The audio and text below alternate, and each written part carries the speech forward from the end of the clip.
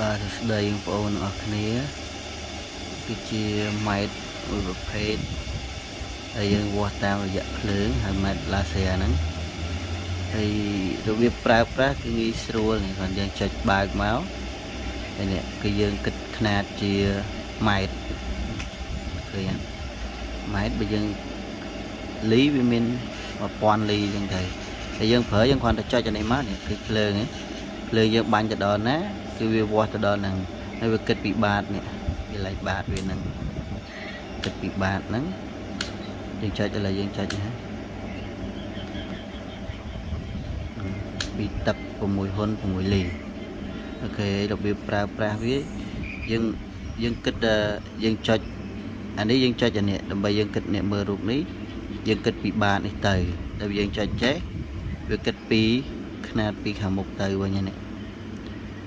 ហើយយើងជាទូទៅយើងដាក់គិតពីចេះមកយើងស្រួលយើងទល់វាស់អីមួយយើងដាក់ទល់វាមកវាបាញ់ភ្លើងដល់ណាវាវាស់ដល់នឹងស្រួលហើយសម្រាប់ថ្មនេះគឺកន្លែងថ្មគឺយើងប្រើប្រាស់ជាមួយអាថ្មប្រភេទនេះថ្មតេឡេថ្មអីធម្មតាហ្នឹងគឺប្រើថ្មពីរគ្រាប់អូខេ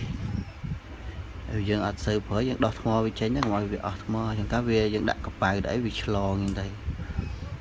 យើងចុចពេលដែលយើងចុចបិទយើងចុចអានេះយើងចុចម្ដងគឺវា clear ទាំងអស់សម្អាតមកសូន្យវិញទាំងអស់ទៅយើងចុចជាប់គឺបិទហ្មងយើងចុចបើកវិញយើងចុចអាក្រហមមកអូខេអានេះបិទបើកសលេងអញ្ចឹងទៅនេះបិទសលេងបើកសលេងវិញ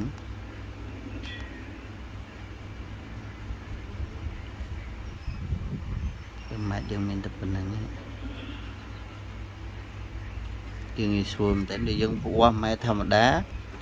គឺម៉ែត្រធម្មតាមានតែ8ម៉ែត្រ10ម៉ែត្រទេតែ10ម៉ែត្រយើងបាក់វាស់ហើយកាលនៅលើខ្ពស់ហើយយើងមានអានេះយើងគ្រាន់ដាក់មកបាញ់ភ្លើងមកបាញ់ដល់ណាពោះដល់ហ្នឹងឡើយយើងបាញ់ឆ្ងាយទៅមុខអូខេ9តាគៀងអូខេចឹងវីដេអូយើងមានតែប៉ុណ្្នឹង